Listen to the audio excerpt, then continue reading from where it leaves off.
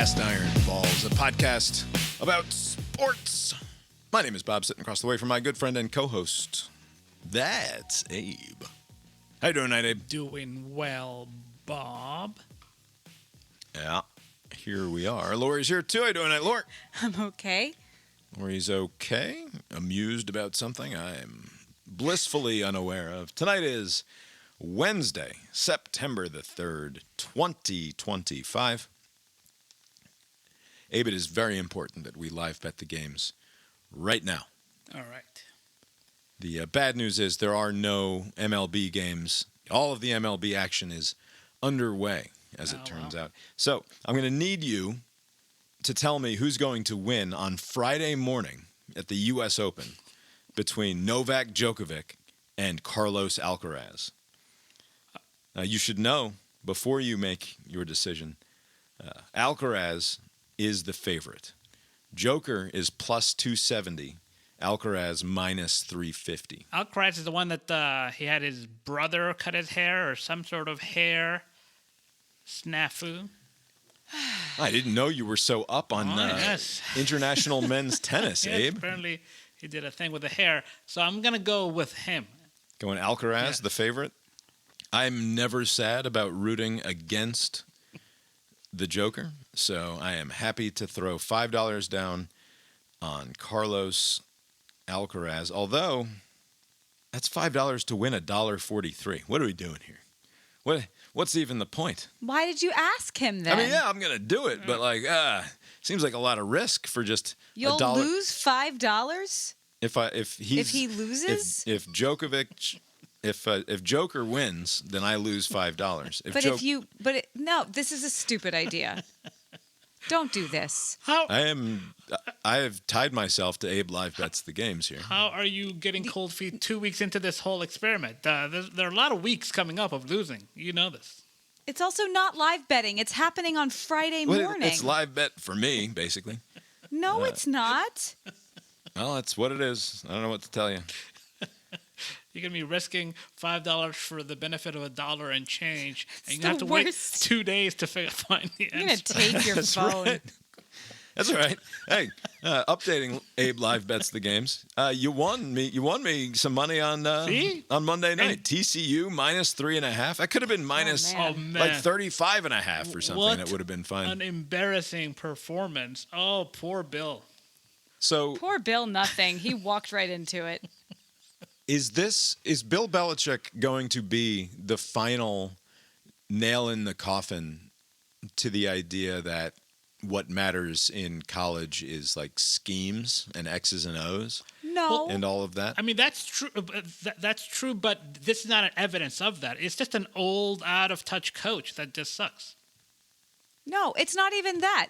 It's just all it says is just because you're good at one thing doesn't mean you're going to be good at another similar thing. Yeah. That's all it means. You know what's weird is there was some comparison, which I don't think is a good comparison, but or I don't think it applies in this case, but Saban, an amazing college football coach. He won at Yes. LSU, then tried it out in the NFL with the Dolphins. Like, respectable seasons, but it was disappointing and underwhelming. But it wasn't like he wasn't like 0 or like two win seasons, right? It was like 6, 7 Does wins. anybody think of Saban as a schemer, though? No. As like a tape-eating X's and O's guy? Or is he just a very effective CEO and manager of a program? But yeah, so in the NFL, Saban's skill set wasn't as highlighted as it could be. So in college football, recruiting, developing, leadership, all that stuff can get So you much. far. And Well, as Kirby said, always be recruiting, right? Like that's the... And to that point, it's all about recruiting, and then this new environment with the NIL money and the transfer portal. You go to a basketball school, right? And so the commitment, the resources that they have towards football, I mean, it's not going to be competing with Alabama and Ohio State and other schools. So you're kind of at a disadvantage to begin with, and the cachet of your name apparently wasn't enough because who the fuck was that quarterback that they trotted out? He was god awful, whatever the kid's name is. He was bad, and they lost for a lot of reasons, but there were like 10 minutes of football action taking place without like a forward pass. Like it was just a terrible, terrible outcome. I went to watch the game because it was so bad. I was like, I recorded it, so I watched it. It was a very bad performance. So it started off really nicely, though, right? 7-0. Right. UNC was up. Everybody's like, man, maybe he was onto something here with this going back to college stuff. That sentiment was what I felt when Alabama had that 16+ like opening drive. And you're like, okay, here they are, and then everything falls apart. Same thing with UNC. Surely TCU just flat out has 50 players who are better than and most of UN. Like that must be almost all of it. It comes down to like your scheminess. In the NFL, all the talent is basically the same. Right. Like your best and worst that's not players. True. I've been watching the Giants for the last few years. Yeah, except the Giants. Don't lie to me. But your best and worst players on each team are so close to each other. From team to team, within a team, everybody is very good at this. It is such a elite. I hate how often that word is used, but it is these elite people playing in the NFL. So if that's all equal, your schemiest schemer is going to win when you just, your freak athletes are going to do sneakier things. You were describing why stock car racing is appealing to people, right? You give all of these teams and all of these drivers the exact same equipment. Yeah. You're not supposed to be able to tune it beyond certain limits, right? You're limited in what you can bring to the table as far as actual performance of the machine. Right. And then it's just all about the scheme. And college football just isn't like that. Like the teams are not all equal. Within a team, your best player and your worst player are miles apart. Right. So then will anyone have damaged his reputation more than Bill Belichick is going to have done in the last 5 years? I think because if you go back to their last Super Bowl, Tom Brady leaves. The Patriots don't do much, right? They have a couple of decent, like 500 seasons, I think, right? Like he makes it work okay for a little while, but Brady goes, wins the Super Bowl in Tampa, and Belichick does no such thing, and eventually the relationship with Robert Kraft sours, and he does not take another job in the NFL, apparently because one was not offered to the level of control that he was expecting, right? Like the Falcons wouldn't give him full control, and neither would any other team. I don't know how close he got with any other team. Were the Chargers talking to him? But he just wasn't worth the trouble and the amount of control he wanted anymore, especially after the last couple of seasons with the Patriots where things kind of started to fall apart. Right. And now he's going to go to college. And he's 73. He's super old. Yeah. UNC does not have the talent necessary to allow him to compete to win that conference, which is what he would need to do to make it a success. Sorry. They have money. 6-6 is not going to be a success, right? Like we can't pretend like just going bowling is going to be enough. Well, maybe in the first year, but how many years does he have here? Case scenario. Well, there was a weird contract, and I don't remember, but I know that like it's 5 is the initial contract, but there was like a weird clause where he was allowed to leave. Yeah, he can wiggle out whenever he wants to. Yeah. They're going to be encouraging it soon. Yeah. Please wiggle. But like this is a disaster for Bill Belichick's legacy, right? I don't think it has any impact on his legacy. I'll make a comparison here. So you know the show The Simpsons, right? I do. It's not clear to me how many seasons they're up to now, right? 35 or something, and right? I think they How old are we? About that many. And they renewed it for the foreseeable future. I think like a 4-season renewal or something earlier this year. It's been on forever. I consider it to be like among the best of shows, but I'm only doing that because of the peak years, right? So like during the peak years, it's hard to compare that show with other shows. It's just like at its best, like 3 through 8, or pick your range. It doesn't matter. 2 through 9, I think. 2 You'd through be a 9. little bit more generous there. So Belichick's won 6 Super Bowls as a head coach. He's won 2 as a coordinator, right? He has 8 rings, right? Like, that's his season 2 through 9, right? Yeah. Where we are now with this UNC, it's basically the current season of, where they have all these pop star references and very, like, just, if you just tune in, just pick any season. If you have YouTube TV, just search for The Simpsons, and anything in the last 5 years, just pick any episode, and you'll be shocked at how awful it is. It's just yeah. not good at all. It's not the same, but it's even more true because the people who really care about Bill Belichick don't watch college football. They don't. They're like, oh, cute. He's doing college football. He'll probably be great. But, like, they don't care. Yeah. Like, they're not. It's not the same. Recently there was a circulating video of Pardon the Interruption and Michael Wilbon talking about, it's boring to talk about. It is hard to really pay attention to college football and also anything else. And he was talking about people saying, oh, that's the best college football player I've ever seen. And he's like, yeah, you clearly don't watch enough college football because what are you talking about? It's just too much. And it's not the same audience. All right. Well, I don't know. I think he is actively doing harm to his football legacy. Because, I mean, there are people of bad faith who already say that he's a total bum, right? That it was all Brady to begin with. Yeah, that's right. Yeah, but they're not. It's very weird because, like, you can credit the last 3 Super Bowls to Brady. The first 3 were Belichick's defensive, like, personnel and the schemes. Like, I mean, that was his doing. And Shank and Terry with the field goals. All right. What else we got going on here in the world of sports? Abe, you told us about the FSU player who was shot in the head. Yes. Down in there. The head? Yeah. It turns out he was shot in the head. Initial reports weren't clear.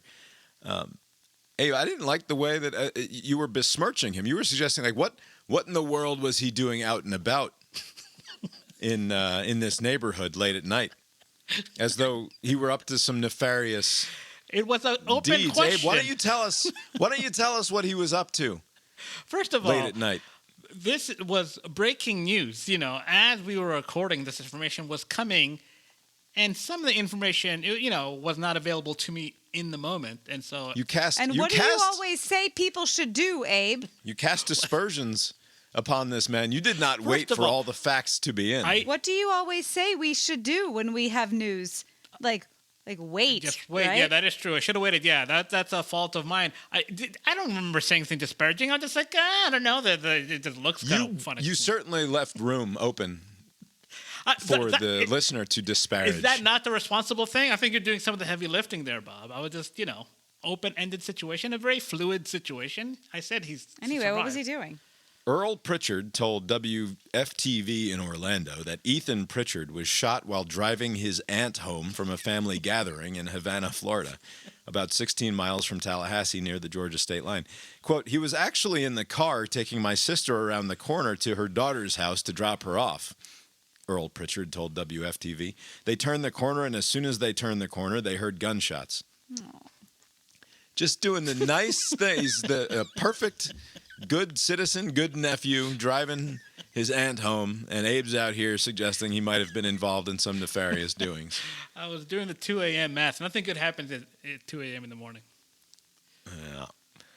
All right, that's the WGAS NewsBag I wonder Sports if his Edition. aunt was wasted. By the way, I think we driving. briefly talked about the commercials, during the college football games. I forgot to mention in the last episode, there was this weird PSA ad, like somebody saying, like, we need to repeal some law from the 1960s. I'm like some rich billionaire from Texas Tech. It was like Sports Broadcasting Act. I don't know if you guys saw it, but it played multiple times. I've heard of this. I've heard of this act. It's football season, and no matter who you cheer for, we all agree how much college sports mean to us. But it's at risk. Dramatic changes are causing nearly every athletic department in America to operate in the red, forcing cuts, putting women's sports and Olympic dreams in immediate danger. The solution? Congress must modernize the Sports Broadcasting Act. That single change will generate the funding needed to protect all sports at all schools. Let's save college sports before the clock runs out. What's the problem with the act? I think So complicated. the way that the You should look commercial into it. ran, it was so vague that I was like, wait, so what's up with the? Basically, it's like it's holding back college football, but like they would not get into specifics. So it was just a very bizarre, like, who's behind it? Like, what's this about? And it had some very like dubious like The title. Cody something Yeah. from Texas A&M. Yeah, like All right, so this is just from the first paragraph of the wiki. The act amended antitrust laws to allow, among others, sports leagues to pool the broadcasting rights by all their teams and sign league-wide exclusive contracts with national networks. Now we have to figure out what the objection is to it. and also Oh like no, you can do that some other time, Right, and we can talk about it. right. Also like then. this promotion is what? So like citizens can call their senators.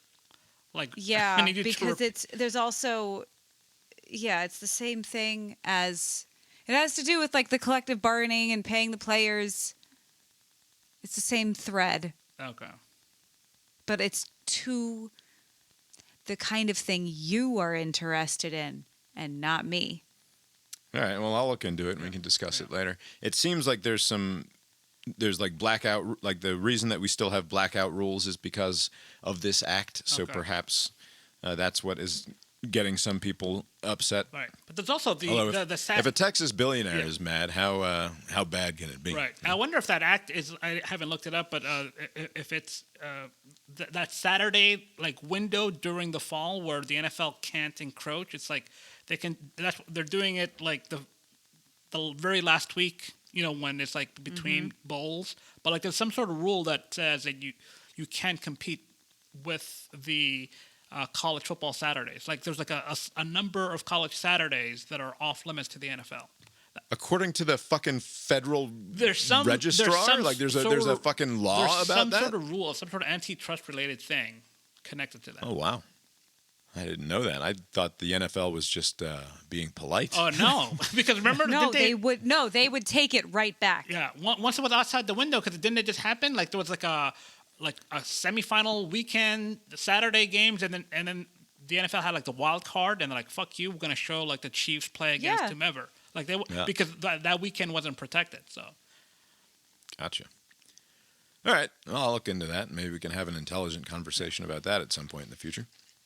All right, I have a sports adjacent question of the week. This is an intermittent feature. I know we don't like to do politics on the show, but I had a thought here, interesting hypothetical, which is that I remembered that Donald Trump had expressed interest in buying an NFL team a couple of times in the 1980s.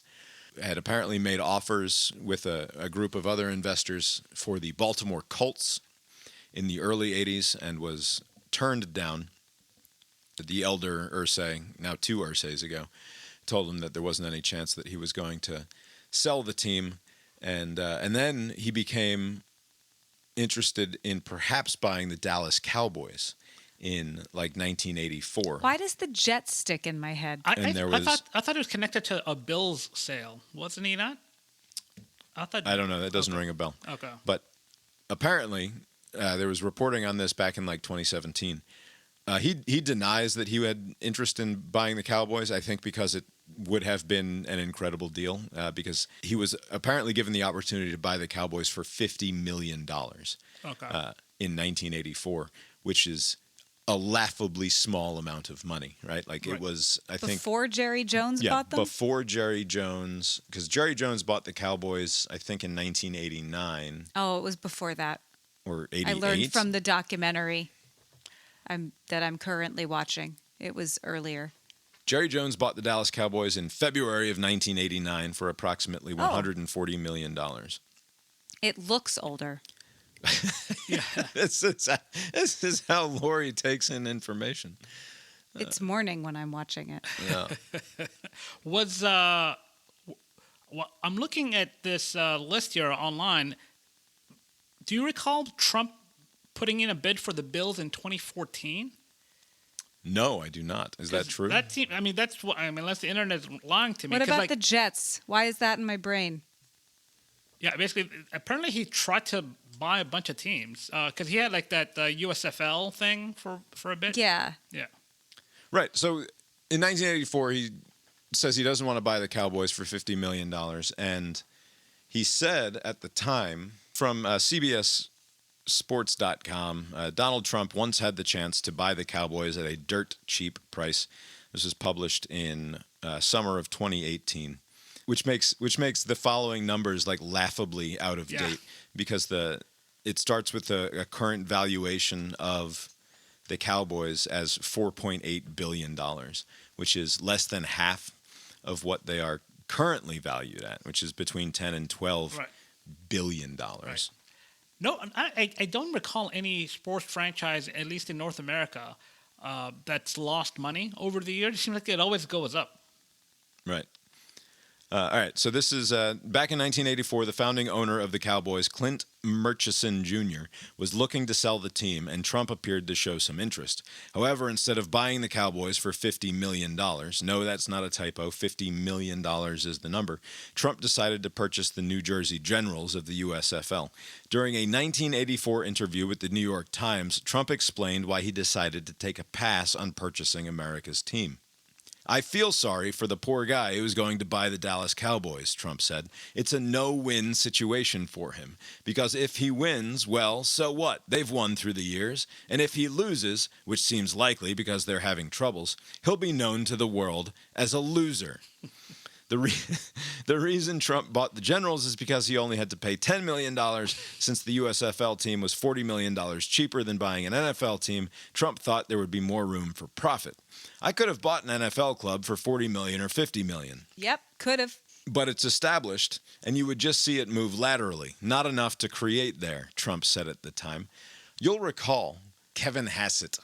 Oh, he's like economic guy. You know who Kevin Hassett is. But he's not. Okay, yeah. Little glasses, little fucking face, always smiling. Yes.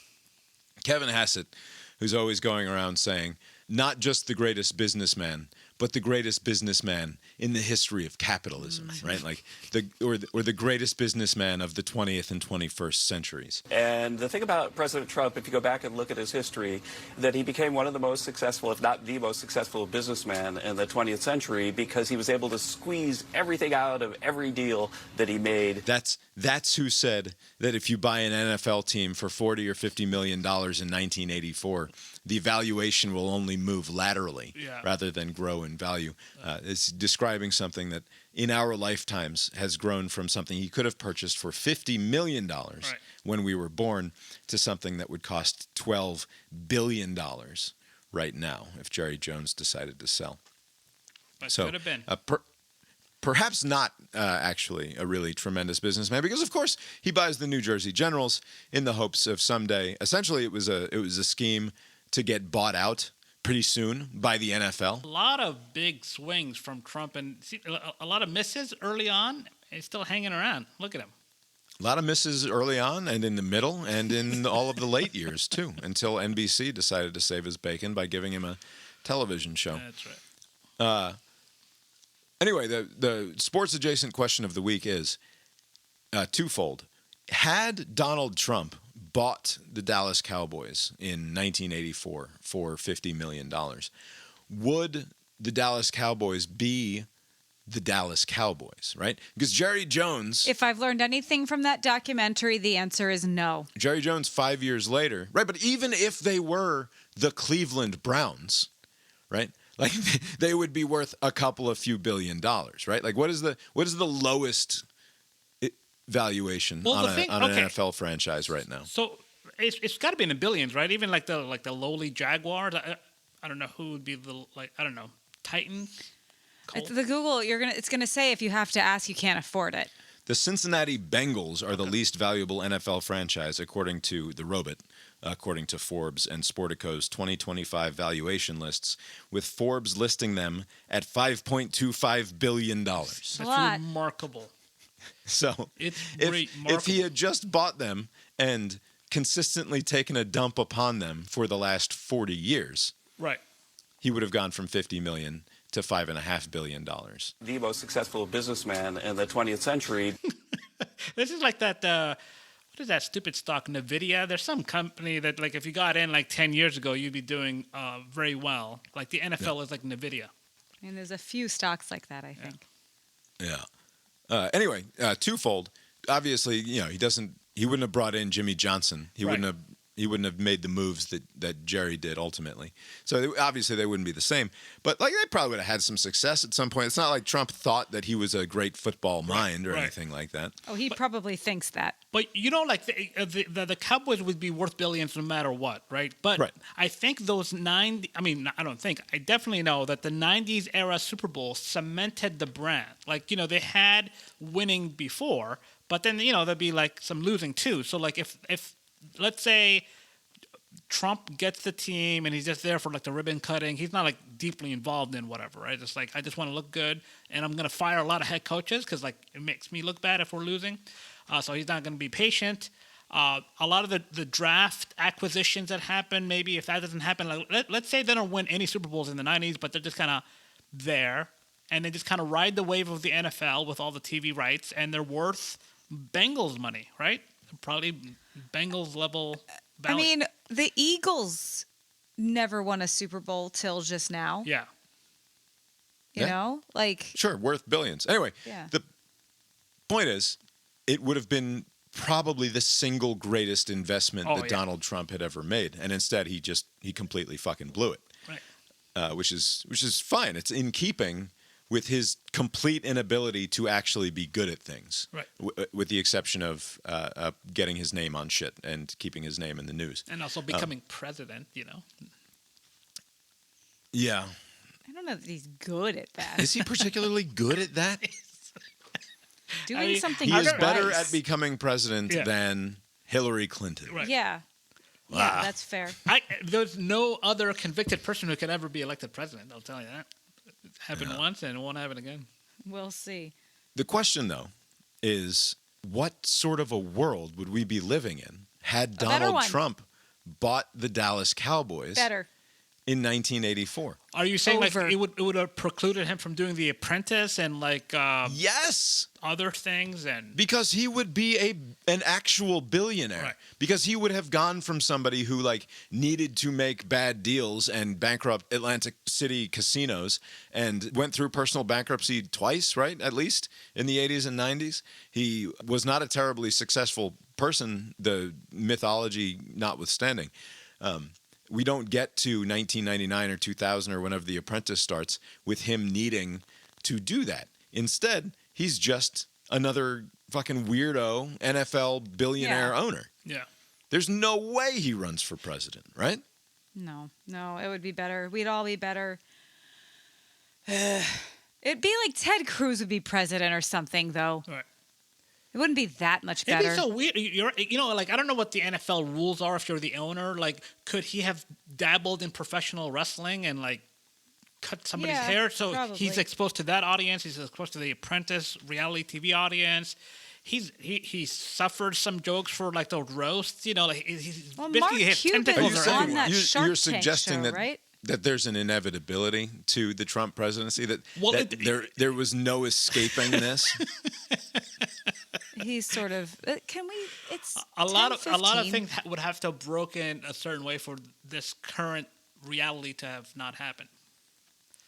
Yeah, I just think that if it's 2012 and 2013, 2014, and you're Trump and you own the Dallas Cowboys and now they're worth fucking $3.5 or $4 billion or whatever they would have been worth at that point, like you don't care about like what Sean Hannity is saying on Fox News and like calling into Fox and Friends and trying to make a name for yourself in that way. I don't like you're doing other stuff. Right. Presumably, anyway. I don't know.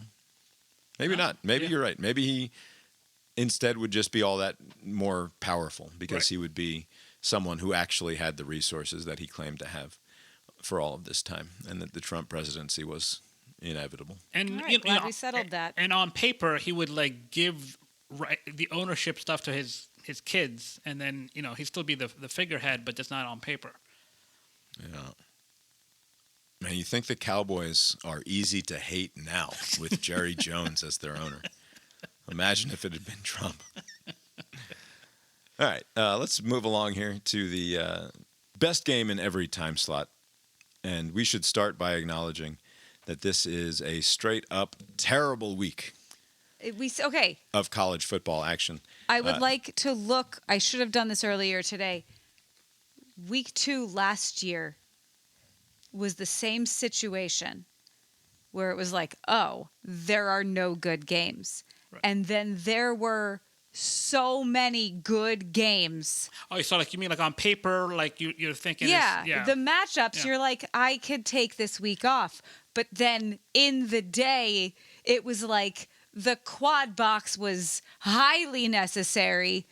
I think this was when Georgia Tech or Georgia State beat Vanderbilt was week 2. And it's all these bad matchups that can yield very fun games. In any given week, I've got a potential Friday night spot. I've got a potential Thursday night spot if you really want to get weird.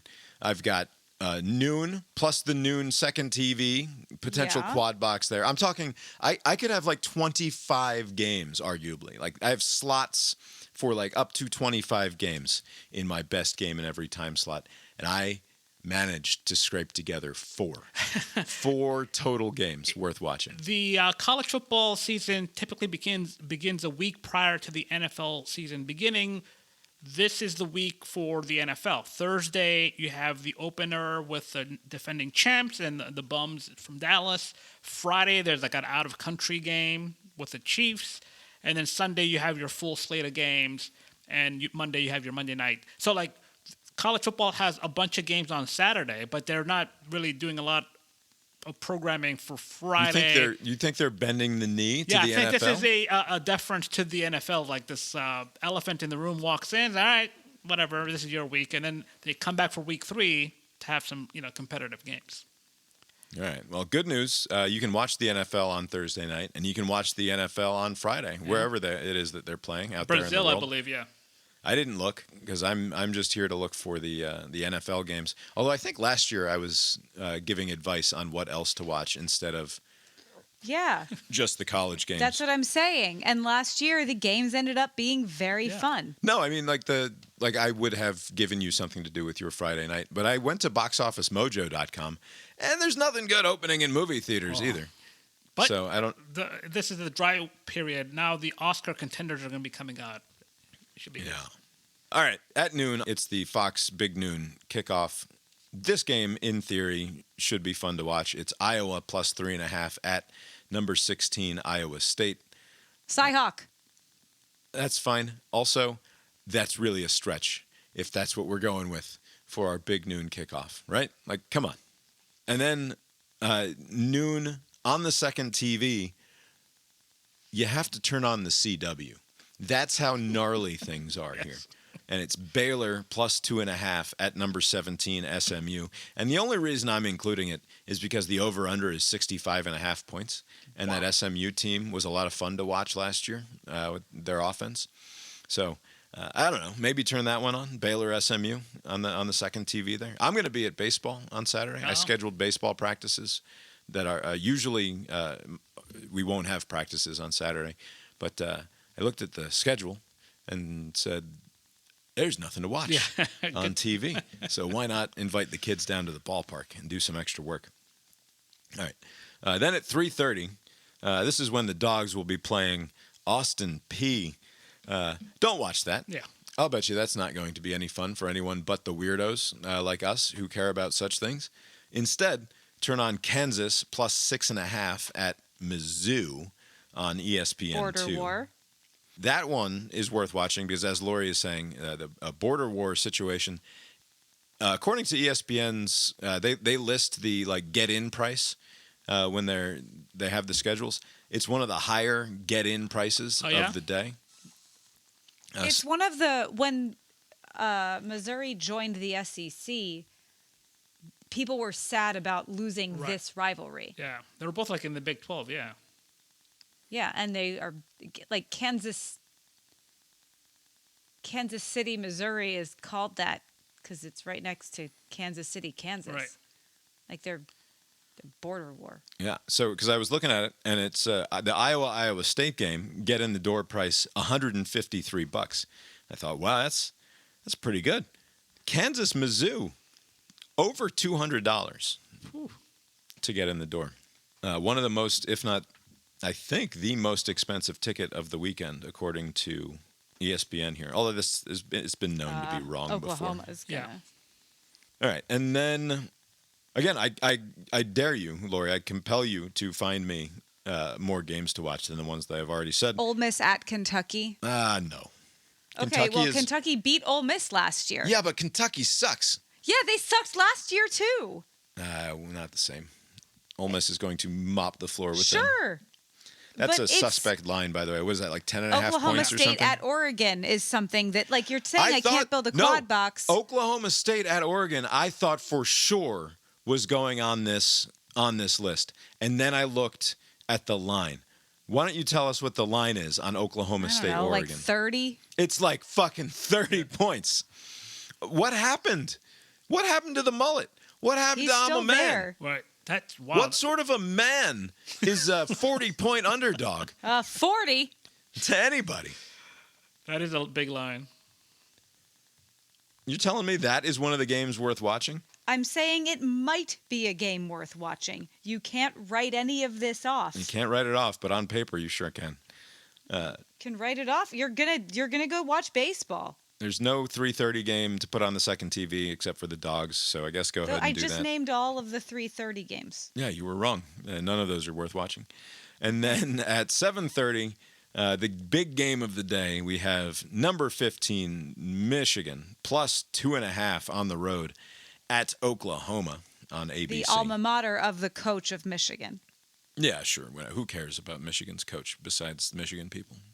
Do you guys have a feel for this Michigan team? Like, I don't know. What no, I don't. I think I said that I would like to watch some of the Michigan game last week, but I didn't. I don't remember seeing even the highlights of that game and whether or not that quarterback was any good. But yeah, there's just that, and I think that's it because there's nothing late. The only exciting part of the schedule is that there is a game that kicks off at midnight, which is a fun throwback. Yeah. Hawaii is playing midnight Eastern. Stanford's at BYU at 10:15. Yeah, that's another 3-touchdown line though. Yeah, Stanford sucks. It's just not a lot of good football. It's fine. There's I'm not sure a lot of good matchups. UCLA, UNLV in theory could be fun. Any concern about that UL Monroe, Alabama tilt? Vanderbilt, Virginia Tech. There's tons of fun. You referring to the 37-point line? Yeah. Hey, It'd be hilarious if they were to there were some good struggle. tweets last week about that So good. you think Alabama could breathe a sigh of relief, but no, the real problem is Lou Monroe coming up next week. The joke being that Saban lost to them in his first year. Yeah.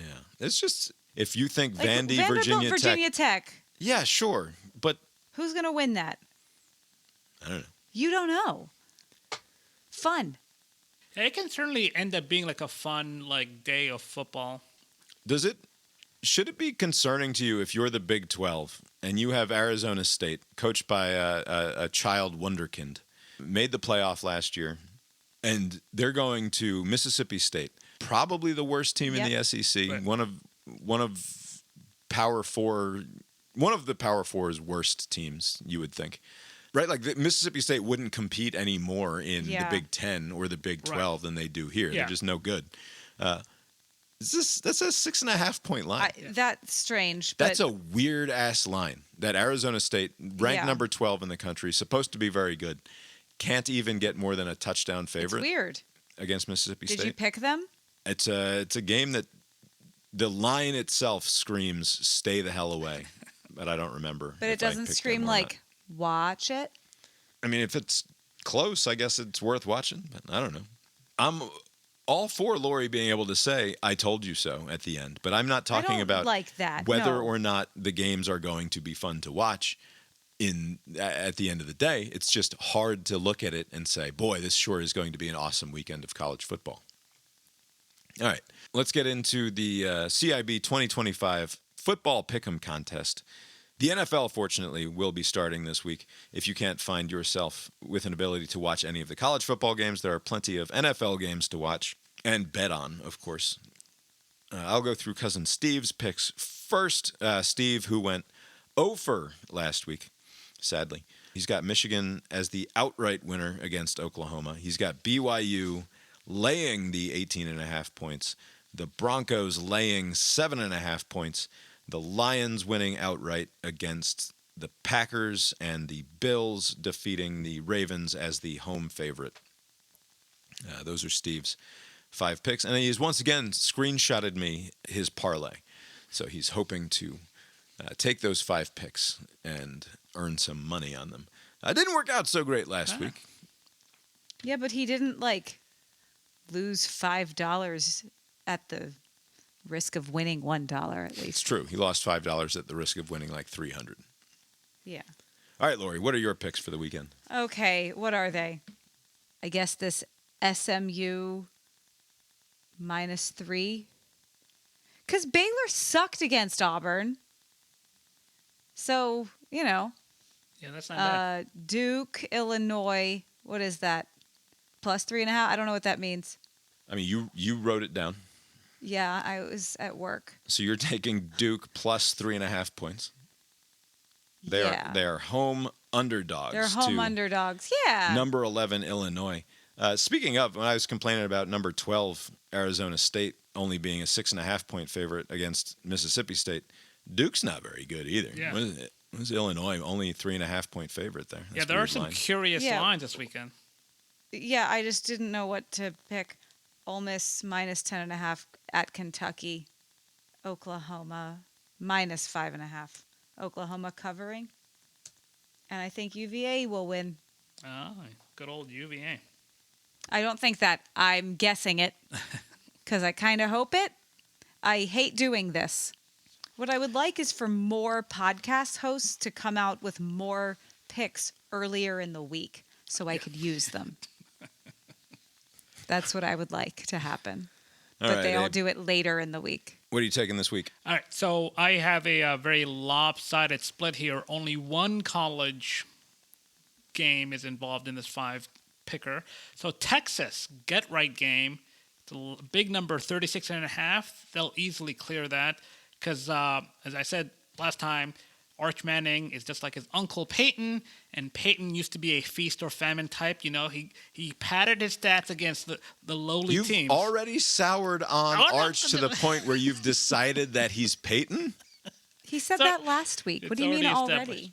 It's already a thing, yeah. I mean, basically, it was a fork-in-the-road game. It could have been Eli, or it could have been Peyton. Maybe he'll have a bunch of commercials. Who knows? He doesn't appear to have the charisma of his uncle. Did you know, he's in a commercial with his dad, and Cooper's like some sort of financial planner or something, right? Like what? Oh, I must have missed that.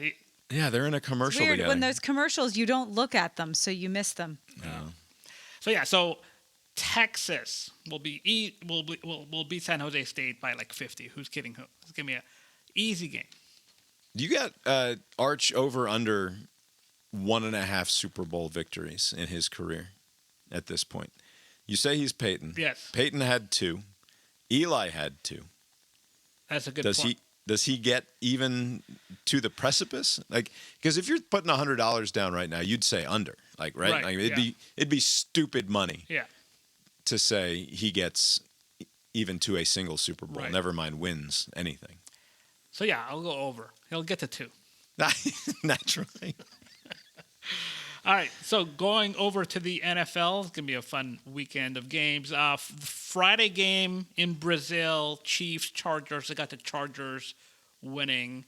They're the underdog outright. I got the Jets. Is this the year for Harbaugh and Justin Herbert to figure it out? I think more so Harbaugh. He always improves wherever he goes, and so he'll drag this bum Herbert, who gets a lot of praise, but he still hasn't done anything. The praise is well deserved, but let's start winning some playoff games. At his best, he's awfully fun to watch play the position. Yeah. But he's been hurt at times. He's played hurt seemingly, and also I don't know. I don't get to watch a ton of Chargers football, But what little Chargers football I've gotten to watch, it doesn't feel like he's been surrounded by the best supporting cast Right. Like Lad McConkey. the last few years. Ladd, obviously, fucking spectacular. So and then we have Who is your fantasy quarterback? Who did I end up taking? I don't remember. Bob won another fantasy draft. Oh, I had such a good fantasy draft, Abe. is it? I didn't even know I was doing it until like 20 minutes before the draft happened. But then I did it, and of course I did awesome. Anyway, I'll pull that up in a minute. Finish your picks there.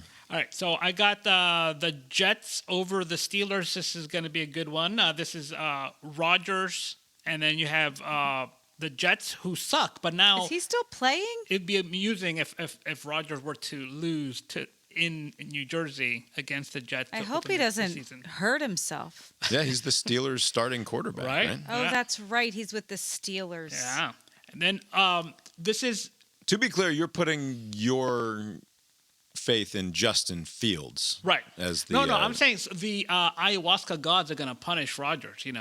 Gotcha. And that's what's going to happen.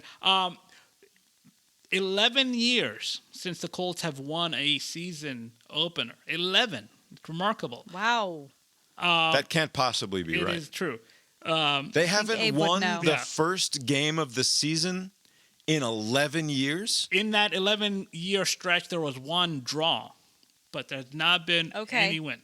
They're 0-10-1. Yes. And so I'm thinking that probably... Has there ever been anything like that in the history of the NFL? That cannot. That Oh, I'm must sure be it's- a record. I'm sure it's happened before. No way. Because look how quietly The this NFL's happened. built to not be like that, though. But it's a dreadful one, and they're at home against the Dolphins. Just hedging my bet here. I secretly think the Colts are going to open with a win, but I picked the Dolphins for this game here, so I can benefit. And then lastly, I got the Falcons over the Just a second, Bucks. please. Hey, Gemini. The Colts have not won a season opening game in the NFL for the last 11 years. Is that a record?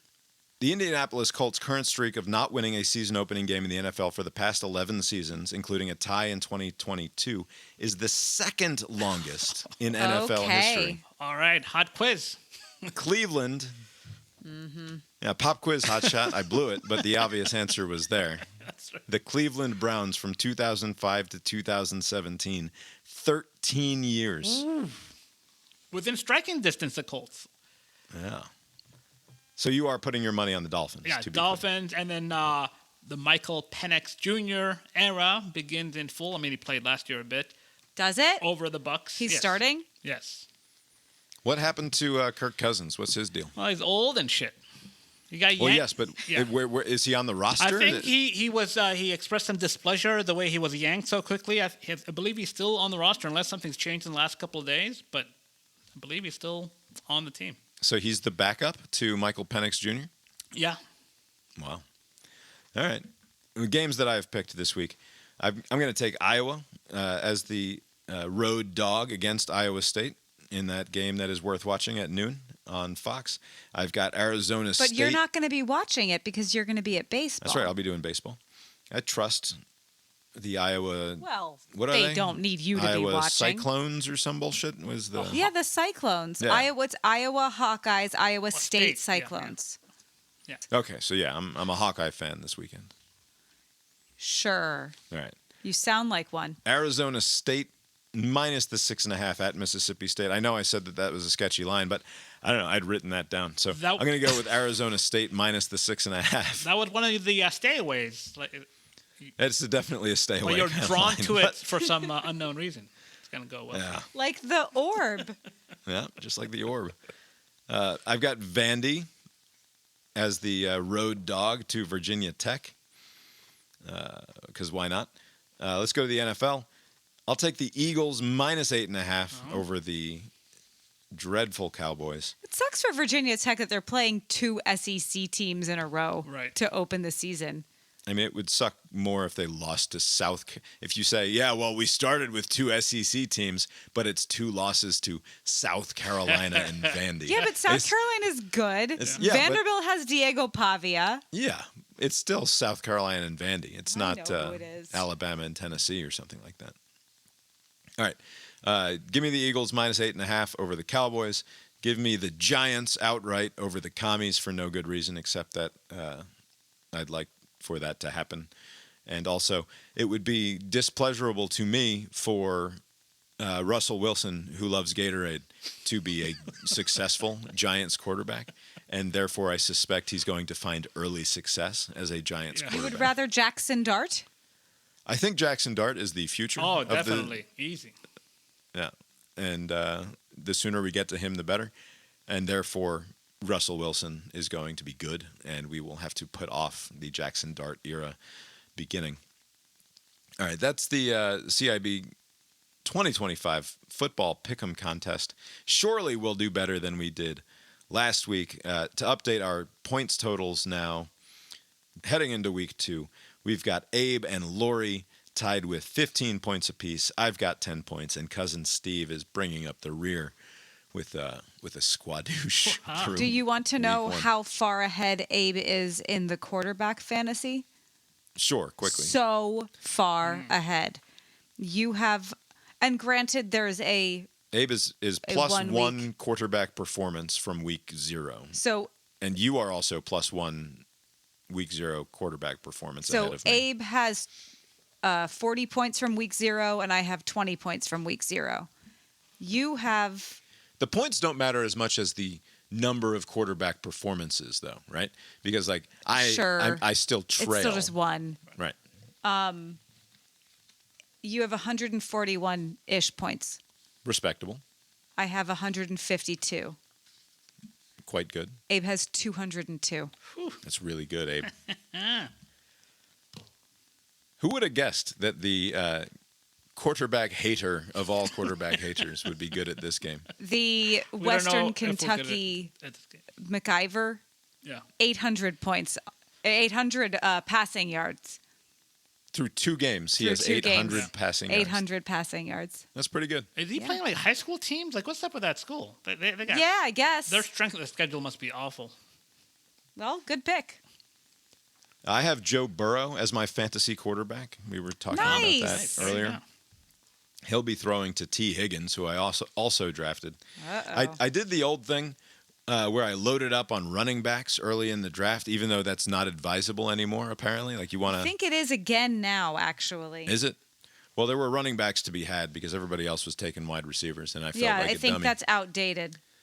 But I've got T. Higgins and Devontae Adams as my wideouts. I've got Christian McCaffrey and Devin Achane from Miami as my primary running backs. I drafted Travis Kelce and Tyler Warren both. Travis Kelce fell. He was like average draft position like in the late 50s or early 60s, according to Yahoo. And I got him in the late 60s, I think. Right. People don't want to appear sympathetic to Taylor Swift. I can see that. You know, he's getting up there in age, and, you know, he's like engaged. You know, maybe he's like gaining on. But if he sucks, I've got Tyler Warren. Oh, yeah. So He can't miss. Can't miss. And I picked up the only other notable names that I picked up late were Cam Scatterbo of the New York Giants. He's fun too. Fun college player, and Nick Chubb, who is old and broken, but it turns out he might be the starting running back for the Houston Texans. So go figure. What has worked for me in the past is even if someone is not projected to have very many points, I just look for the starting running backs, right? Like, sure, they suck, but if they're RB1 on their team, fucking put them on my bench. Maybe things will turn around for them. It'll be good. Anyway, as usual, preseason champions of my fantasy football league. We'll see how that goes. Abe, quickly before we get to Jimmy's pick, I want an NFL preview out of you. I listened to the Bifflers NFL preview. I realized like 45 minutes into it that I had stopped listening at some point, and my brain was elsewhere, and I didn't go back and re-listen to it. A wise choice.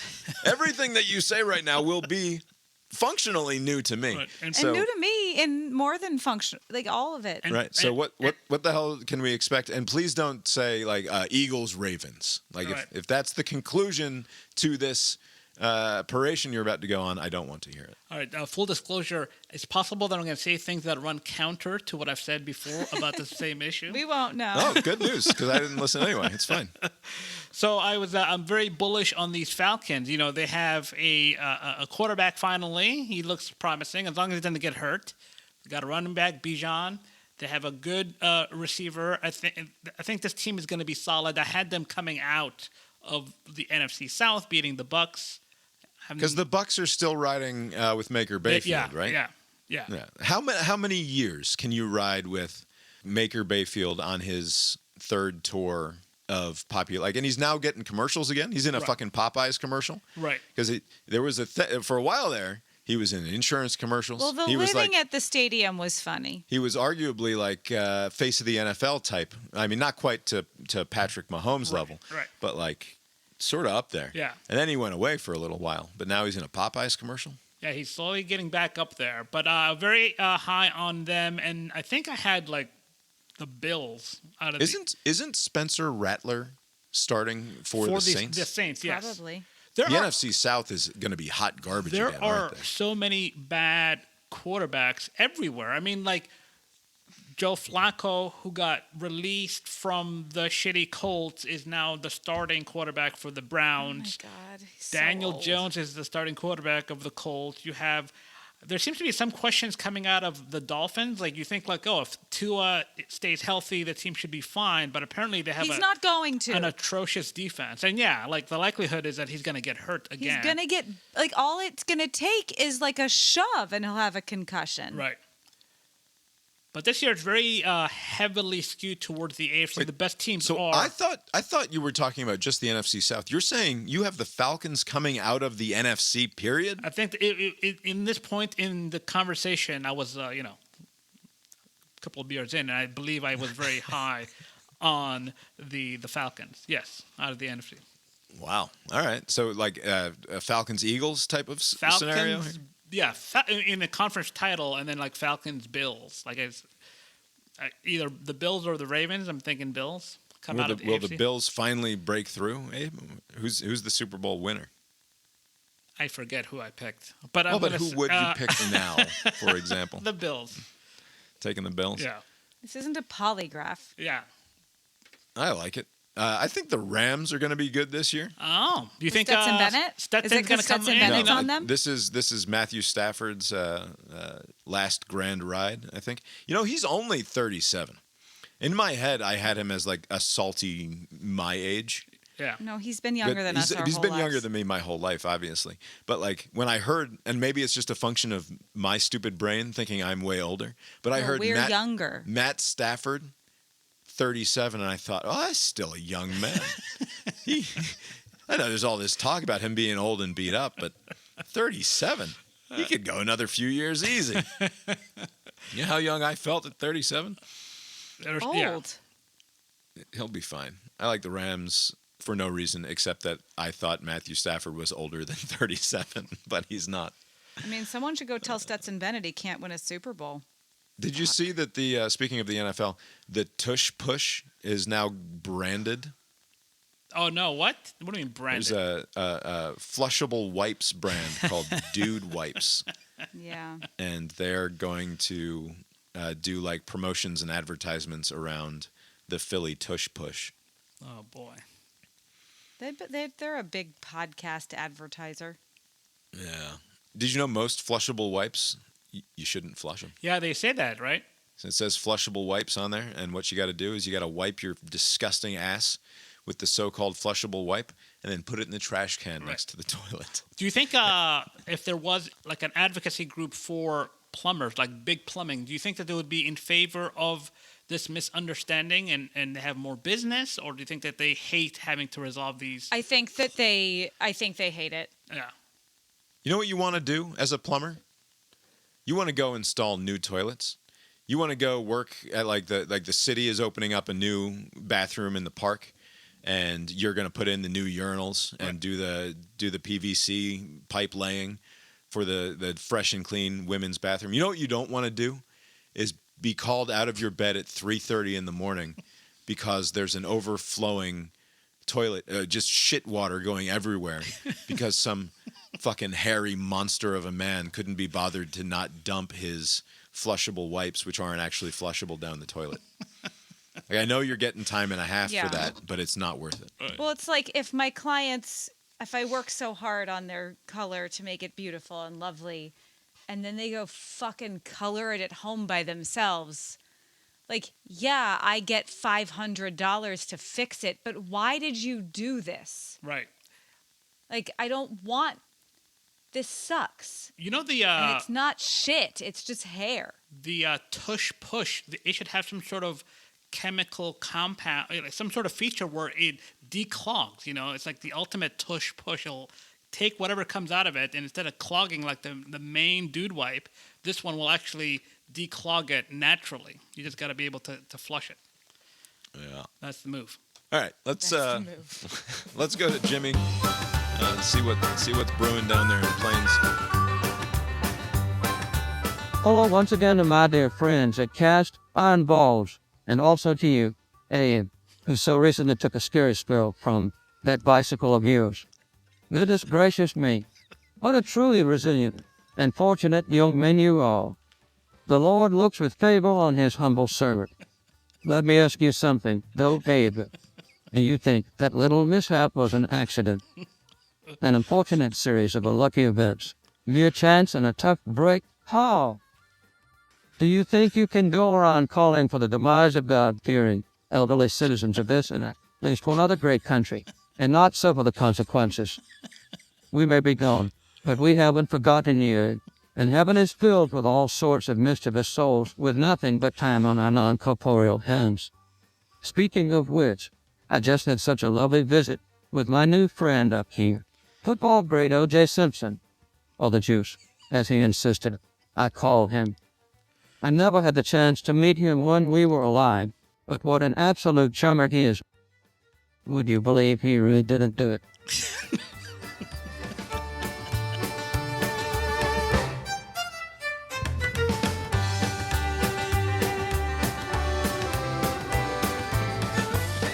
I asked him if he'd solved the case yet, and he just laughed and said, "That's above my pay grade, coach," and asked if I knew where the golf course was. He says he has been looking but can't seem to find one up here. Any which way, Alabama sure has turned into a pumpkin, haven't they? Cost me a pretty penny last week. Good thing I've got such good credit with my bookie.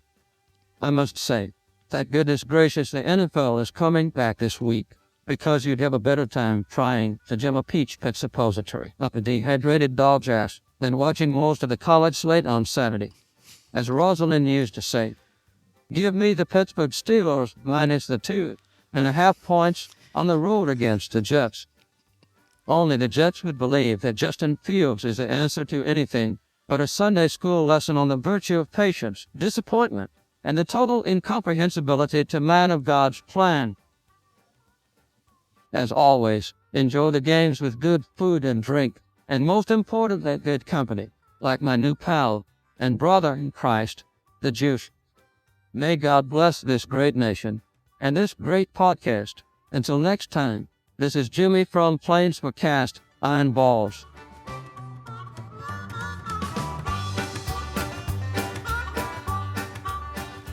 You know, this Jimmy guy, he should know that this is at best a slap on the wrist. I can tolerate a skid like just once in a blue moon if it means I get to do what I do. Totally worth the trade-off. Also, I'm glad that we're in direct competition, the Steelers-Jets game. Yeah. You have placed your faith in Justin Fields, Yes. though. I just want that to be clear. Yes, let the record show. You've been listening to Cast Iron Balls, a podcast about sports with Bob and Abe. Lori's here, too. You can find the show on Substack, brainiron.substack.com. For more from us, the opening and closing themes of the show were composed by Mark Gillig, tetramermusic.com, Tetramer music.com. For more from Mark, Abe, anything else in the sports world, catch your interest in the last couple days. There's a story on ESPN about some breach of salary cap rules. In the NBA, Kawhi Leonard plays for the Clippers.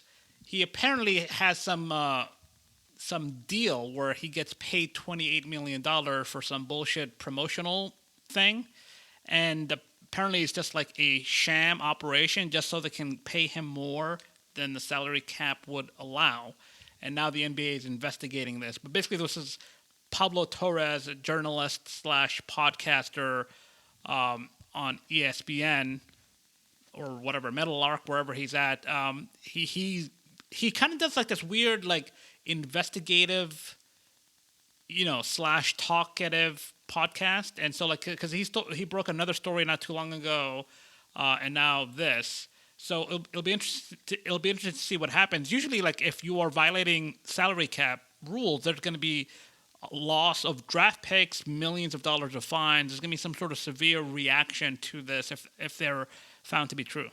Did Kawhi sign a max deal? Was he? Yeah, so basically, he signs his regular contract, and the NBA salary cap is so convoluted. They have like aprons and like tax, like luxury tax. There's a lot of weird components to it, but they gave Kawhi Leonard like the max. But then I guess as a sweetener, they had this like it's almost like make work. Like, hey, just hold this broom, and here's $28 million. But apparently, he didn't even hold the broom. He never did anything in association with this other made-up company.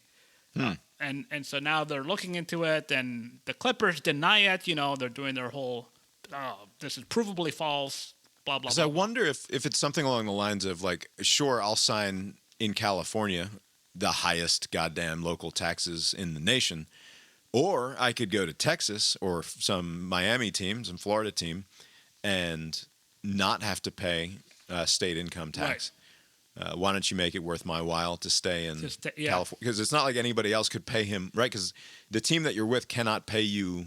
Nobody can offer more than the team that you're currently with, right? Yeah, they try to do that. I mean, the bird rights, like, but I think that's. I don't know if that would apply with Kawhi, but yeah, there is some advantage you have for the home team. Right, but apparently not enough. Right, but if he's doing it, I imagine he's not alone, right? Like if there's some sort of, like there. In years past, Brady would take a cut to have a more competitive team, and the argument would be like, oh, he's got this very rich supermodel wife, so he doesn't care about money either way, and his teams were more competitive as a result of it.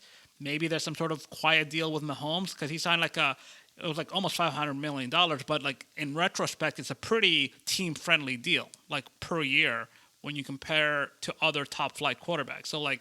Maybe there's some sort of secret. Like he has all the, commercials. Right. But if this is true, I think it's implausible that this is the only incident where this has happened. It's kind of like with gambling. You find like one pitcher did a thing, and then it turns out like more than one did. So we'll see how this goes. But it seems like there's enough smoke here. It's likely going to come to something. Does this, in a salary cap league, does this bother you that there would be under the table shenanigans? No. I'm totally fine with these. As long as it's not on the field, you're not like punching somebody in the nuts. Like outside the stuff, do whatever. Yeah. Kawhi Leonard's had a disappointing career after starting with a great deal of excitement and winning that one title with Toronto, right? Apparently, he has like some degenerative issue with his knee or something. Like he's had to like fix it, and basketball players are always hurt because of some joint-related things because they're so tall and gangly. But I think he had like some sort of thing where he would go see one consultant and they would say, do this, and then another one would say, just do rehab, and, conflicting advice. Lori, you got anything else for us from the world of sport? I don't. Abe, have you got anything else for us tonight? Nope. Well, I guess that's all we've got for you tonight then, and we will talk to you next time. Later.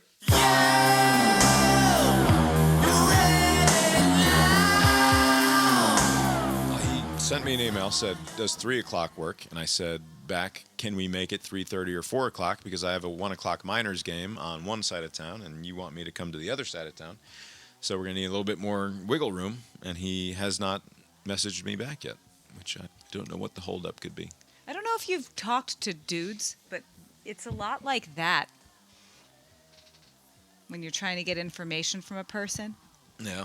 And you just nothing. Just nothing. That's what you're like. This guy who umpires for me a bunch of games, I messaged him earlier, and he finally messaged me back.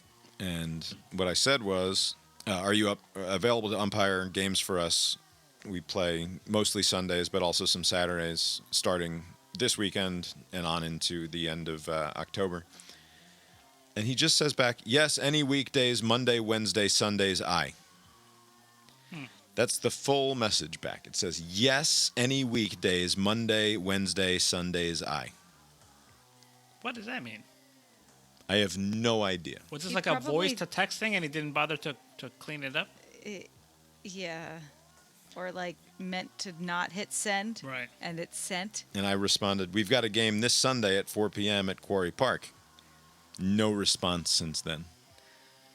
So, like, what? Well, Sunday was one of I'm them. on the phone. Sunday was one of them, but like Monday, Wednesday, Sunday, I what? I am available? Or is it any weekdays I can do, but not Monday, Wednesday? But like, yes, any weekdays, Monday, Wednesday, Sundays, I. Is like, it is completely indecipherable. You should respond like, but what about, and then just choose all the other days. Like, what about those days? What about Tuesday, Thursday, Saturday? Friday. Like, I can't, the more I look at it, the less sense it makes. Are you available to umpire some games for us on weekends for the next 2 months? Yes, any weekdays, Monday, Wednesday, Sundays, I. Fuck. Let's hope there's no medical episode like that. That's his last thing. You're like goofing on him. What's the matter with this fella? I mean, yeah, he died while composing that text. Yes. But not before sending it that way. Before hitting send. And deranging me permanently. That's right. If he's going out, you're coming with him. Anyway. Yeah. All right. All right. Good night. Good night. Oh, good night. The proceeding was created with 100% human content.